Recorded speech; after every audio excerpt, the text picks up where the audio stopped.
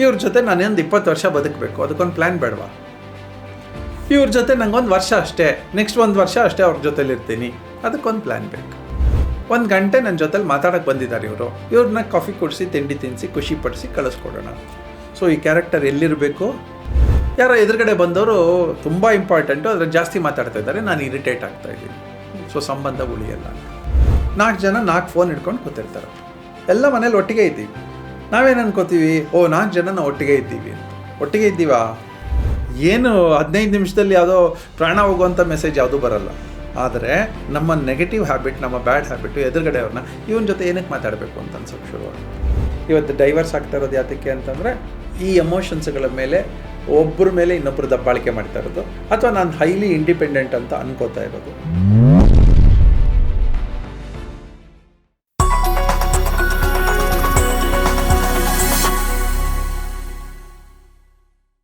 ನಮಸ್ಕಾರ, welcome to GSS ಮಾಧ್ಯಮ.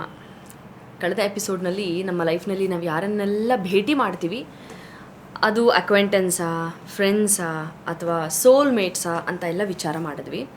Let's understand ಈ ರಿಲೇಷನ್ಶಿಪ್ ಯಾವುದೇ ಕ್ಯಾಟಗರಿ ಆಗಲಿ, ಬಟ್ ಒಂದು ಸಂಬಂಧವನ್ನು ಉಳಿಸ್ಕೊಳ್ಳೋದು ಹೇಗೆ, ಯಾಕೆ ಉಳಿಸ್ಕೊಳ್ಬೇಕಾಗತ್ತೆ, ಅದರ ಪ್ರಾಮುಖ್ಯತೆ ಏನಿರುತ್ತೆ ಲೈಫಲ್ಲಿ.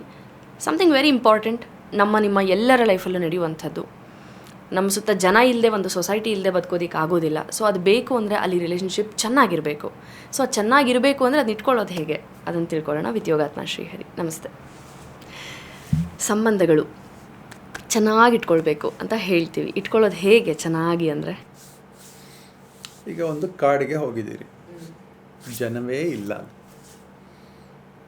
ಓಕೆನಾ ನಿಮಗೆ? Not okay. ಸೊ ಈಗ ಜನ ಬೇಕು ಅನ್ಸುತ್ತಾ? ಹೌದು. ಪ್ರಾಣಿಗಳು ಬಂದಿದ್ದಪ್ಪ ಜನರ ಬದಲು, ಓಕೆನಾ? ಅದರಲ್ಲೂ ಕಾಡು ಪ್ರಾಣಿಗಳು ಬಂದಿದೆ. ಆ ಕ್ಷಣ ಯಾರೋ ಒಬ್ರು ಬರ್ತಾರೆ ನಿಮ್ಮನ್ನು ಬಚಾವ್ ಮಾಡೋಕ್ಕೆ, ಅವ್ರು ಬೇಕಾ ಬೇಡ? ಬೇಕಾಗ್ತದೆ. ಓಕೆ, ಅವ್ರು ಯಾಕೆ ಬಚಾವ್ ಮಾಡಬೇಕು? ಯಾರೋ ಸೇವಿಯರ್ ಆಗಿ ಯಾಕೆ ಬರಬೇಕು? ನಂತರನೇ ಯಾರೋ ಮನುಷ್ಯರು ಅಲ್ಲಿದ್ದಾರೆ, ಸೊ ಅವ್ರಿಗೇನೋ ಕಷ್ಟದಲ್ಲಿದೆ ಅಂತ ಅವ್ರಿಗೆ ಅನಿಸಿರುತ್ತೆ. ಅನ್ನಿಸ್ದೇ ಇದ್ದರೆ ಅಲ್ಲಿ ಸಂಬಂಧ ಇಲ್ಲ. ಅವ್ರಿಗೂ ನಿಮ್ಮನ್ನು ನೋಡಿ ಏನು ಅನಿಸಿಲ್ಲ, ಇವ್ರನ್ನ ಸೇವ್ ಮಾಡಬೇಕು, ಕಾಡು ಪ್ರಾಣಿ ಬಂದುಬಿಟ್ಟಿದೆ ತಿಂದ್ಬಿಡುತ್ತೆ, ಏನು ಅನಿಸಿಲ್ಲ. ಹಾಗಿದ್ರೆ ನಾವು ಅವರು ಏನು ಪ್ರಾಣಿಗಳೇ ಆಗ್ತೀವಿ. ಸೊ ಯಾರಿಗೆ ಅನ್ನಿಸ್ಬೇಕು? ಮನುಷ್ಯರಿಗೆ. ಯಾರಿಗೆ? ಮನುಷ್ಯರಿಗೆ. ಅವ್ರಿಗೆ ಯಾರಿಗೋ ಒಬ್ಬರಿಗೆ ಅನ್ನಿಸ್ತು, ಇವರೊಬ್ಬರು ಸಿಕ್ಕಾಕೊಂಡಿದ್ದಾರೆ, ಬಚಾವ್ ಮಾಡಬೇಕು ಅಂತ ಅನ್ನಿಸ್ತು, ಬಚಾವ್ ಮಾಡಿದ್ರು. ನಿಮ್ಮ ಕರ್ತವ್ಯ ಏನು? ಥ್ಯಾಂಕ್ಸ್ ಹೇಳೋದು ಸಾಕ? ಇಲ್ಲೇನೆ ಸಂಬಂಧಗಳು ಕಳೆದೋಗೋದು. ಎಲ್ಲಿವರೆಗೆ ಈಗ ನೀವು ಎಲ್ಲೋ ಇದ್ದರೆ ಅವರೆಲ್ಲೋ ಇದ್ದರು, ನೋಡಿದ್ರು, ಒಂದು ಬಚಾವ್ ಮಾಡಿದ್ರು, ಅವರಲ್ಲಿ ಎಕ್ಸ್ಪೆಕ್ಟೇಷನ್ನೇ ಇಲ್ಲದೆ ಬಚಾವ್ ಮಾಡಿ ಹೊರಟೋದ್ರೆ ನಿಮ್ಮಿಬ್ರಿಗೂ ಯಾವ ಸಂಬಂಧವೂ ಇಲ್ಲ. ಆ ಕ್ಷಣಕ್ಕಷ್ಟೇ ನಿಮ್ಮ ರಿಮೆಂಬರೆನ್ಸ್. ಕ್ರಮೇಣ ಅನ್ನಿಸ್ತು ಅವ್ರಿಗೆ ನಿಮ್ಮ ಜೊತೆಲಿ ಇರಬೇಕು ಅಂತ ಅನ್ನಿಸ್ತು, ಒಂದು ವ್ಯಕ್ತಿಯ ಜೊತೆ ಇರಬೇಕು ಅಂತ ಅನ್ನಿಸ್ತು, ಇರ್ಲಿಕ್ಕೆ ಶುರು ಮಾಡಿದ್ರು. ಎಕ್ಸ್ಪೆಕ್ಟೇಷನ್ ಜಾಸ್ತಿ ಆಗ್ತಾ ಬಂತು, ಮ್ಯೂಚುವಲ್ ಎಕ್ಸ್ಪೆಕ್ಟೇಷನ್ಸು ಜಾಸ್ತಿ ಆಯಿತು. ಕ್ರಮೇಣ ಏನಾಗುತ್ತೆ, ಈ ಯಾವ ಎಕ್ಸ್ಪೆಕ್ಟೇಷನ್ನು ಫುಲ್ಫಿಲ್ ಮಾಡೋಕ್ಕಾಗಲ್ಲ. ಅವಾಗೇನಾಗುತ್ತೆ? ಫ್ರಿಕ್ಷನ್ಸ್ ಆಗುತ್ತೆ. ಫ್ರಿಕ್ಷನ್ ಆದಮೇಲೆ ಏನಾಗುತ್ತೆ? ಜಗಳ, ಕಡ್ದೋಯ್ತು. ಮೊದಲೇ ಸಂಬಂಧನೇ ಮಾಡ್ಕೊಳ್ಳೋದೇ ಇರ್ಬೋದಾಗಿತ್ತಲ್ಲ ಅಲ್ವಾ? ಇಷ್ಟು ಪ್ರೋಸೆಸ್ಸು ಲೈಫಲ್ಲಿ ಇದೆ ಅಂತ ಹೇಳ್ತಾ ಇದ್ದೀವಿ. ಅಂದರೆ ಇವೆಲ್ಲ ಉಂಟು. ಅದರ ಕ್ರಮೇಣ ಈ ಸಂಬಂಧ ಗಳಿಸೋದು ಅಂದರೆ ಬಂತಪ್ಪ, ಯಾವುದೋ ಒಂದು ಬಂತು ಸಂಬಂಧ, ಆ ಬಂದಿರುವ ಸಂಬಂಧನ ಉಳಿಸ್ಕೊಳ್ಳೋದು ಹೇಗೆ? ಈಗ ನಿಮ್ಮ ಮನೆಗೆ ಮಗು ಬಂತು, 2 ಮಕ್ಕಳಿದ್ದಾರೆ, ಆ 2 ಮಕ್ಕಳನ್ನು ಉಳಿಸ್ಕೊಳ್ಳೋದು ಹೇಗೆ? ಪ್ರೀತಿ ಕೊಟ್ಟು ಪೋಷಿಸಿ, ಕಷ್ಟ ಸುಖದಲ್ಲಿ ಜೊತೆಯಾಗಿ ಫಾರ್ ಎವರ್ ಇದ್ದಾಗ ಮಾಡಲಿಲ್ಲಪ್ಪ ನೀವು, ಅವಾಗೇನಾಗುತ್ತೆ? ಮಕ್ಕಳೇನು ಮಾಡ್ತಾರೆ? ಬೇರೆ ಕಡೆ ಹೋಗ್ತಾರೆ. ಸೇಮ್ ಕೇಸ್ ಎಲ್ಲರಲ್ಲೂ ಆಗುತ್ತೆ. ಸಂಬಂಧಗಳನ್ನು ಗಳಿಸುವಿಕೆ ಸ್ಟೆಪ್ 1. ಸ್ಟೆಪ್ 2 ಏನೋ? ಉಳಿಸ್ಕೊಳ್ಳೋದು. ಪೋಷಿಸುವಿಕೆ. ನಾವು ಫೀಸ್ ಕಟ್ಟಿದ್ದೀವಿ, ನಾವು ಅವ್ರಿಗೆ ಬಟ್ಟೆ ತಗೊಟ್ಟಿದ್ದೀವಿ, ಸಾಕ? ಎಷ್ಟು ಪೋಷಿಸುವಿಕೆ? ಅಥವಾ ಒಂದಿನದ ಪೋಷಿಸುವಿಕೆ 1 ವರ್ಷಕ್ಕೆ ಸಾಕ? ಅಥವಾ ಅದು ನಿರಂತರವಾಗಿರ್ಬೇಕಾ? ಸ್ವತ್ತು ದೀರ್ಘಕಾಲೇ ನೈರಂತರಿಯೇ ಅಭ್ಯಾಸೋ ಸೇವಿತಃ ದೃಢಭೂಮಿ. ಹಾಗೆ ನಿಮ್ಮ ಸಂಬಂಧ ನಿಮ್ಮ ಮಕ್ಕಳ ಜೊತೆ ಗಟ್ಟಿಯಾಗಬೇಕಾದ್ರೆ ಏನು ಮಾಡಬೇಕು? ಪೋಷಿಸ್ತಾನೇ ಇರಬೇಕು. ಅದು ನೆವರ್ ಎಂಡಿಂಗ್. ಸೊ ಗಳಿಸುವಿಕೆ, ಸಂಬಂಧಗಳ ಗಳಿಸುವಿಕೆ ಬಂತಪ್ಪ ಒಂದು, ಅದು ಗಂಡು ಹೆಣ್ಣು ಎಲ್ಲ ಎನಿ ಟೈಪ್ ಆಫ್ ಸಂಬಂಧ ಬಂತು ಒಂದು ಸಂಬಂಧ. ಈ ಸಂಬಂಧಗಳನ್ನು ಪೋಷಿಸೋದು ಸರಿಯಾಗಿದ್ದರೆ ನೆಕ್ಸ್ಟ್ ಏನಾಗುತ್ತೆ? ಉಳಿಸುವಿಕೆ. ಅಂದರೆ ಸಂಬಂಧ ಬಂತು, ಪೋಷಿಸಿದ್ವಿ, ಉಳೀತು. ಉಳಿದ್ರೆ ಸಾಕಾ? ಒಂದು ಇಡೀ ವರ್ಷ ಅವ್ರಿಗೆ ಊಟ ಹಾಕಿದ್ದೀರಿ, ಟೂರ್ ಕರ್ಕೊಂಡೋಗಿಲ್ಲಪ್ಪ, ಅವ್ರಿಗೆ ಬೇಕಾದ್ದೇನೂ ಕೊಟ್ಟಿಲ್ಲ, ಪಿಕ್ಚರ್ ಕರ್ಕೊಂಡೋಗಿಲ್ಲ, ಅವ್ರಿಗೆ ಹೊರಗಡೆ ಹೋಗಬೇಕು. ಅವಾಗೇನಾಗುತ್ತೆ? ಸಂಬಂಧ ಮೆಚೂರಾಗಿ ಅಲ್ಲೇ ನಿಂತೋಗುತ್ತೆ. ಅಂದರೆ ಅದೊಂದು ಪ್ರೋಸೆಸ್ ಅದು. ಈಗ ಅದನ್ನು ಎಕ್ಸ್ಪ್ಯಾಂಡ್ ಮಾಡಬೇಕು ಅಂತಂದರೆ ಪ್ರತಿ ತಿಂಗಳು ಅವ್ರ ಮೇಲೆ 2,000 ರೂಪಾಯಿ ಖರ್ಚು ಮಾಡ್ತಿದ್ರೆ ಇನ್ಮೇಲೆ 5,000 ರೂಪಾಯಿ ಖರ್ಚು ಮಾಡಬೇಕು. ಬೆಳೆಸುವಿಕೆ, ಗಳಿಸೋದು, ಪೋಷಿಸೋದು, ಉಳಿಸೋದು, ಬೆಳೆಸೋದು, ಇದೆಲ್ಲ ಒಂದು ಸೈಕಲ್ ಪ್ರಾಸೆಸ್. ಈ ಎಲ್ಲ ಸೈಕಲ್ಲು ನಮಗೆ ಯಾರ ಜೊತೆ ಸಂಬಂಧವನ್ನು ಜಾಸ್ತಿ ದಿನ ಇಟ್ಕೋಬೇಕು ಅನ್ಕೋತೀವಿ ಅಷ್ಟೂ ದಿನಗಳು ಉಂಟು. ಇದು ಬದುಕಿರುವ ಮೊದಲನೇ ದಿನದಿಂದ ಬದುಕಿರುವ ಕಡೆಯ ದಿನದವರೆಗೆ ಇದೇ ಪ್ರೋಸೆಸ್ಸಲ್ಲೇ ಇರಬೇಕು. ಇವ್ರ ಜೊತೆ ನಾನೇನು 20 ವರ್ಷ ಬದುಕಬೇಕು, ಅದಕ್ಕೊಂದು ಪ್ಲ್ಯಾನ್ ಬೇಡವಾ? ಇವ್ರ ಜೊತೆ ನಂಗೊಂದು ವರ್ಷ ಅಷ್ಟೇ, ನೆಕ್ಸ್ಟ್ 1 ವರ್ಷ ಅಷ್ಟೇ ಅವ್ರ ಜೊತೆಲಿರ್ತೀನಿ, ಅದಕ್ಕೊಂದು ಪ್ಲ್ಯಾನ್ ಬೇಕು. 2 ದಿನ ಜೊತೆಲಿರ್ತೀನಿ, ಅದಕ್ಕೊಂದು ಪ್ಲ್ಯಾನ್ ಬೇಕು. 1 ಗಂಟೆ ನನ್ನ ಜೊತೆಲಿ ಮಾತಾಡೋಕ್ಕೆ ಬಂದಿದ್ದಾರೆ ಇವ್ರನ್ನ ಕಾಫಿ ಕೊಡಿಸಿ, ತಿಂಡಿ ತಿನ್ನಿಸಿ, ಖುಷಿಪಡಿಸಿ ಕಳಿಸ್ಕೊಡೋಣ. ಸೊ ಈ ಕ್ಯಾರೆಕ್ಟರ್ ಎಲ್ಲಿರಬೇಕು? ನಮ್ಮ ಒಳಗಡೆ ಇರಬೇಕು. ಹೈಯರ್ ಮೈಂಡು ಇವನ್ನೆಲ್ಲ ಅಂದಾಜು ಹಾಕ್ಕೊಳ್ಳುತ್ತೆ. ಲೋಯರ್ ಮೈಂಡು ಹೋಗಿ ಮಾತಾಡ್ಬಿಡುತ್ತೆ. ಮಾತಾಡ್ತಾ ಈಗ ನನಗೆ ಯಾರಾದರೂ ತುಂಬ ಜಾಸ್ತಿ ಮಾತಾಡಿಬಿಟ್ರೆ ಇಷ್ಟ ಆಗಲ್ಲ, ಇದು ನಂದೊಂದು ಕ್ಯಾರೆಕ್ಟರ್ ಅಂತ ಅಂದ್ಕೊಳ್ಳೋಣ. ಯಾರೋ ಎದುರುಗಡೆ ಬಂದವರು ತುಂಬ ಇಂಪಾರ್ಟೆಂಟು, ಆದರೆ ಜಾಸ್ತಿ ಮಾತಾಡ್ತಾ ಇದ್ದಾರೆ, ನಾನು ಇರಿಟೇಟ್ ಆಗ್ತಾಯಿದ್ದೀನಿ. ಸೊ ಸಂಬಂಧ ಉಳಿಯಲ್ಲ. ಸಂಬಂಧಗಳನ್ನು ಗಳಿಸುವಾಗ, ಪೋಷಿಸುವಾಗ, ಉಳಿಸುವಾಗ ನಾವು ಬ್ಲ್ಯಾಂಕ್ ಆಗ್ತಾ ಬರಬೇಕು. ಎಕ್ಸ್ಪೆಕ್ಟೇಷನ್ ನಮ್ಮಲ್ಲಿ ತುಂಬ ಕಮ್ಮಿ ಇರಬೇಕು. ಆವಾಗ ಸಂಬಂಧಗಳೆಲ್ಲ ಉಳಿಯುತ್ತೆ. ನಂಗೆ ಫ್ರಿಕ್ಷನ್ ಆಯಿತು. ಮೊದಲೆಲ್ಲ ಫ್ರಿಕ್ಷನ್ ಆದ ತಕ್ಷಣ ಮಾತಾಡ್ತಾ ಇದ್ದೆ, ಫ್ರಿಕ್ಷನ್ ಜಾಸ್ತಿ ಆಗೋದು. ಈಗ ಫ್ರಿಕ್ಷನ್ ಆದ ತಕ್ಷಣ ನನಗೊಂದು ಮಂತ್ರ ಬರುತ್ತೆ, ಈಗ ಸೈಲೆಂಟ್ ಆದ ತಕ್ಷಣ ಏನಾಯಿತು? 2ನೇ ಫ್ರಿಕ್ಷನ್ ಕಡಿಮೆ ಆಯಿತು.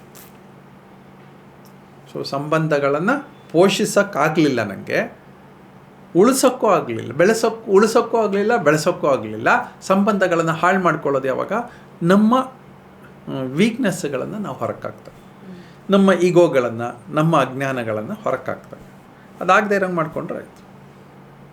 ಸೊ ಯಾವ ಸಂಬಂಧಗಳು ಬೆಳಿಬೇಕು, ಯಾವುದು ಉಳಿಬೇಕು, ಯಾವುದು ಬೇಡದೇ ಇದ್ದರೂ ಪರವಾಗಿಲ್ಲ ಅನಿಸುತ್ತೆ, ಇದೆಲ್ಲ ಐಡೆಂಟಿಫೈ ಆಗಬೇಕು. ಇದು ಹೇಗೆ ಐಡೆಂಟಿಫೈ ಆಗುತ್ತೆ? ದಿನ ಬೆಳಗ್ಗೆ ಆದರೆ ಇದರ ಬಗ್ಗೆ ಚರ್ಚೆ ಮಾಡಿದಾಗ ಐಡೆಂಟಿಫೈ ಆಗುತ್ತೆ. ಸಣ್ಣ ವಿಷಯಗಳು, ಆದರೆ ತುಂಬ ಸೂಕ್ಷ್ಮ ಇದು. ಮನೆಯಲ್ಲಿ ಕೂತಿರ್ತೀವಿ, 4 ಜನ 4 ಫೋನ್ ಹಿಡ್ಕೊಂಡು ಕೂತಿರ್ತಾರೆ, ಎಲ್ಲ ಮನೇಲಿ ಒಟ್ಟಿಗೆ ಇದ್ದೀವಿ. ನಾವೇನು ಅನ್ಕೋತೀವಿ? 4 ಜನ ನಾವು ಒಟ್ಟಿಗೆ ಇದ್ದೀವಿ ಅಂತ. ಒಟ್ಟಿಗೆ ಇದ್ದೀವಾ? ಇದು ಇವತ್ತು ಎಲ್ಲರ ಮನೆಯಲ್ಲಿ ಇದೇ ಇರೋದು. ಯಾರ ಜೊತೆ ಮಾತಾಡ್ತಾ ಇದ್ದಾರೆ? ಒಬ್ಬೊಬ್ರು ಫೋನ್ ಜೊತೆ ಇನ್ಯಾರ್ದೋ ಜೊತೆಗೆ 4 ಜನ 8 ಜನರ ಜೊತೆ ಮಾತಾಡ್ತಾ ಇದ್ದಾರೆ ಅಲ್ವಾ? ಈ 4 ಜನ ಯಾಕೆ ಒಳಗಡೆ ಮಾತಾಡ್ತಾ ಇಲ್ಲ? ಸಂಬಂಧ ಯಾಕೆ ಹಾಳಾಗ್ತಾ ಇದೆ? ಈ 4 ಜನ ಒಳಗಡೆ ಮಾತಾಡ್ಕೋತಾ ಇಲ್ಲ. 4 ಜನ ನಾವಲ್ವಾ ಜೊತೆಲಿರಬೇಕಾದ್ದು ಅಂತ. ಯಾವಾಗ ಒಳಗಡೆ ಮಾತಾಡಲಿಲ್ಲ ಆವಾಗ ಹೊರಗಡೆ ಮಾತಾಡೋಕ್ಕೆ ಶುರು ಮಾಡ್ತೀವಿ, ಒಳಗಿನ ಸಂಬಂಧ ಡಿಸ್ಟರ್ಬ್ ಆಗುತ್ತೆ. ಹಾಗೆ ನಮ್ಮೊಳಗಡೆನೂ ಹಾಗೇನೆ. ನನಗೆ ಎಷ್ಟೋ ವಿಷಯ ನನ್ನನ್ನು ಅಡ್ರೆಸ್ ಮಾಡ್ಕೋಬೇಕಾಗಿರುತ್ತೆ, ಅದನ್ನ ಅಡ್ರೆಸ್ ಮಾಡೋದು ಬಿಟ್ಬಿಟ್ಟು ಬೇರೆ ಯಾರ್ದಾರ್ದೋ ವಿಷಯಗಳು ಅಡ್ರೆಸ್ ಮಾಡೋಕ್ಕೆ ಹೊರಟಿರ್ತೀವಿ. ಆವಾಗ ನನ್ನೊಳಗಿನ ಸಂಬಂಧಗಳು, ಒಳಗಡೆ ಒಂದಷ್ಟು ಫ್ರಿಕ್ಷನ್ಸ್ ಇರುತ್ತೆ, ಇಂಟರ್ನಲ್ ಫ್ರಿಕ್ಷನ್ಸ್, ಇದೆಲ್ಲ ಕೆಡುತ್ತೆ. ಮನಸ್ಸು ಕೆಡುತ್ತೆ, ದೇಹ ಕೆಡುತ್ತೆ, ಕರೆಕ್ಟ್, ಎಮೋಷನ್ಸ್ ಕೆಡುತ್ತೆ. ಯಾರ್ದು? ನಮ್ಮ ಒಳಗಡೆ. ಸರಿ ಮಾಡ್ಕೋಬೇಕಾದ್ರೆ ಹೇಗೆ? ಆ ಸಂದರ್ಭಕ್ಕೆ ತಕ್ಕ ಹಾಗೆ. ಈಗ ನಾನೊಂದು ಅಭ್ಯಾಸ ಮಾಡ್ಕೊಂಡಿದ್ದೀನಿ, ಯಾವುದಾದ್ರು ಒಂದು ಮೀಟಿಂಗ್ ಹೋಗಬೇಕು, ಫಸ್ಟ್ ಫೋನ್ ಆಫ್ ಮಾಡಿಬಿಟ್ಟು ಹೋಗ್ತೀನಿ, ಅಥವಾ ಫೋನ್ ಕಾರಲ್ಲಿ ಇಟ್ಬಿಟ್ಟು ಹೋಗ್ತೀನಿ. ಆವಾಗ ಪೂರ್ಣ ಪ್ರಮಾಣದಲ್ಲಿ ಅವ್ರ ಜೊತೆ ಮಾತಾಡ್ತೀನಿ. ನಾನು ಫೋನ್ ನನ್ನ ಹತ್ರ ಇದ್ದರೆ ಏನು ಮಾಡ್ತೀನಿ? ನಾನು ಫೋನ್ ನೋಡ್ತಾ ಇರ್ತೀನಿ. ಏನು 15 ನಿಮಿಷದಲ್ಲಿ ಯಾವುದೋ ಪ್ರಾಣ ಹೋಗುವಂಥ ಮೆಸೇಜ್ ಯಾವುದೂ ಬರಲ್ಲ. ಆದರೆ ನಮ್ಮ ನೆಗೆಟಿವ್ ಹ್ಯಾಬಿಟ್, ನಮ್ಮ ಬ್ಯಾಡ್ ಹ್ಯಾಬಿಟು ಎದುರುಗಡೆ ಅವ್ರನ್ನ ಇವನ ಜೊತೆ ಏನಕ್ಕೆ ಮಾತಾಡಬೇಕು ಅಂತ ಅನ್ಸೋಕ್ಕೆ ಶುರುವಾಗುತ್ತೆ. ಆವಾಗ ಸಂಬಂಧಗಳು ಕೆಡಕ್ಕೆ ಶುರುವಾಗುತ್ತೆ, ಅಥವಾ ಸಂಬಂಧ ಪೋಷಿಸೋದಿಲ್ಲ, ಬೆಳೆಸೋದು ಇಲ್ಲ. ತುಂಬ ಡೆಲಿಕೇಟ್ ಇದು. ಪ್ರತಿ ಮನೇಲಿ ಇದು ನಡೆಯುತ್ತೆ. ಮನೆ ಒಳಗೆ ನಡೆಯುತ್ತೆ, ಮನೆ ಹೊರಗಡೆ ನಡೆಯುತ್ತೆ. ಎಕ್ಸ್ಪೆಕ್ಟೇಷನ್ ಸಂಬಂಧಗಳಲ್ಲಿ ಕೆಡಿಸುತ್ತೆ. ಅತಿಯಾದ ಎಕ್ಸ್ಪೆಕ್ಟೇಷನ್, ದಬ್ಬಾಳಿಕೆಯ ಎಕ್ಸ್ಪೆಕ್ಟೇಷನ್ ಇನ್ನೂ ಕೆಡಿಸುತ್ತೆ. ಸೊ ವ್ಯಕ್ತಿ ಐಡೆಂಟಿಟಿ ಅವ್ರವ್ರಿಗೆ ಬಿಟ್ಬಿಟ್ರೆ ಬೇಸಿಕ್ ಗೌರವಗಳಿರುತ್ತೆ. ನಮ್ಮ ಮನೇಲಿ ಆಗೋದಿದ್ದು. ನಾನು ನನ್ನ ತಮ್ಮಂಗೆ ಯಾವಾಗಲೂ ಹೇಳುವೆ, ನಾನು ತುಂಬ ಚಿಕ್ಕವನು, ನಾನು ಟೂರ್ ಹೋಗಬೇಕು ಅನ್ನೋನು. ಅದು ಅವನು ಸ್ಕೂಲಲ್ಲಿದ್ದಾಗ ದುಡ್ಡಿಲ್ಲ ಅಂತೈತೆ, ಹೋಗ್ಬೇಡ ನೀನು, ದುಡ್ಡಿಲ್ಲ ಅಂತೈತೆ. ನಾನು ಹೋಗ್ತೀನಿ ಇನ್ನು. ಸರಿ, ನನ್ನ ಬಲವಂತಕ್ಕೆ ಅವನು ಹ್ಞೂ ಅಂದ್ಬಿಡೋನು, ಹೋಗ್ತಾ ಇರಲಿಲ್ಲ ಅಂದರೆ ಹ್ಞೂ ಅನ್ನೋನು ಅಷ್ಟೇ, ಆದರೆ ಹೋಗಿ ಬರೋನು. 3 ದಿನ ಸುಮ್ಮನೆ ಹೋಗೋನಷ್ಟೇ. ಅವನಿಗೆ ಎಲ್ಲಿ ರಿಜೆಕ್ಟ್ ಮಾಡಬೇಕು, ಎಲ್ಲಿ ಸುಮ್ಮನೆ ಆಗಬೇಕು ಗೊತ್ತಿರ್ತಿತ್ತು. ಸ್ಮಾರ್ಟ್. ಸೊ ಬಹುಶಃ ನಾವೆಲ್ಲರೂ ಹೀಗೆ ಇರ್ತೀವಿ. ಎಲ್ಲ ಸಂಬಂಧಗಳು ಉಳಿಬೇಕಂತಂದರೆ ನಮ್ಮ ಎಕ್ಸ್ಪೆಕ್ಟೇಷನ್ಗಿಂತ ಜಾಸ್ತಿ ನಾವು ಎದುರುಗಡೆ ಇರೋರ ಎಕ್ಸ್ಪೆಕ್ಟೇಷನನ್ನು ಗಮನ ಕೊಡೋಕ್ಕೆ ಶುರು ಮಾಡಬೇಕು. ಸಂಬಂಧಗಳು ಉಳಿಬೋದು. ಇವೆಲ್ಲ ತುಂಬ ಸೀರಿಯಸ್ ಟಾಪಿಕ್ಸ್. ಆದರೆ ಈ ಸೀರಿಯಸ್ ಟಾಪಿಕ್ಸು ಪ್ರತಿ ಮನೆಯನ್ನು ಒಡೆದಿದೆ ಇವತ್ತು. ಯಾಕೆ ಅಂದರೆ ಅಡ್ರೆಸ್ ಮಾಡಿಲ್ಲ ಆ ಪ್ರಾಬ್ಲಮನ್ನು.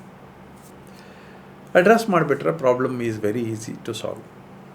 ನಮಗೆ ಸಿಂಪತಿಗಳಲ್ಲಿ ಬದುಕೋಕ್ಕೆ ತುಂಬ ಇಷ್ಟ, ಗೊಣಗಾಟದಲ್ಲಿ ಬದುಕೋಕ್ಕೆ ತುಂಬ ಇಷ್ಟ, ಇಂಡಿಸಿಪ್ಲಿನಲ್ಲಿ ಬದುಕೋಕ್ಕೆ ತುಂಬ ಇಷ್ಟ.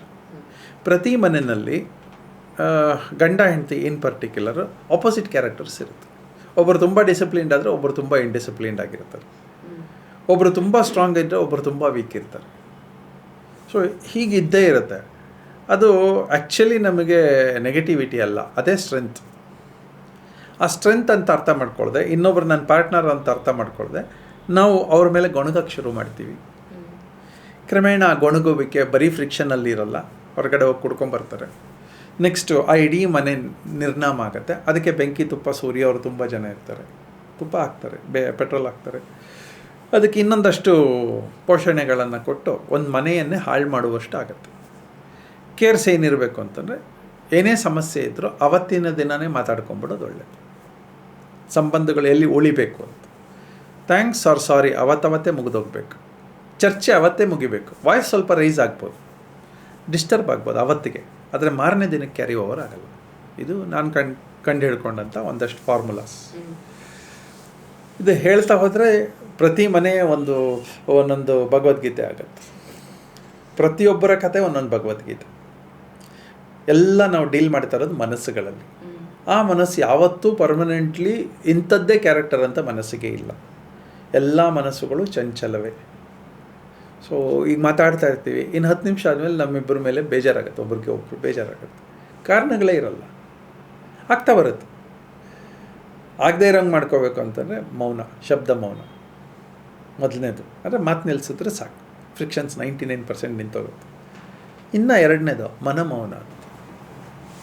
ಎದುರುಗಡೆ ಇಬ್ಬರ ಹತ್ರ ಮಾತು ನಿಲ್ಲಿಸಿದ್ರೆ ಸ್ವಲ್ಪ ಸಮಾಧಾನ ಸಿಗುತ್ತೆ.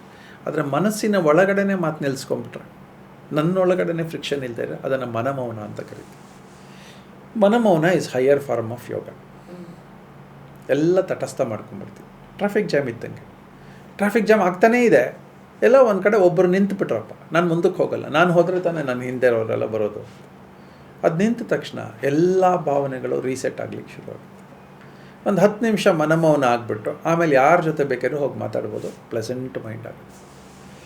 ಸೊ ಹೀಗೆ ಸಂಬಂಧಗಳು ಗಳಿಸೋದು, ಪೋಷಿಸೋದು, ಉಳಿಸೋದು, ಬೆಳೆಸೋದು, ಹಾಗೆ ಹಾಳಾಗದೇ ಇರೋಂಗೆ ನೋಡ್ಕೊಳ್ಳೋದು, ಇದೊಂದು ತಪಸ್.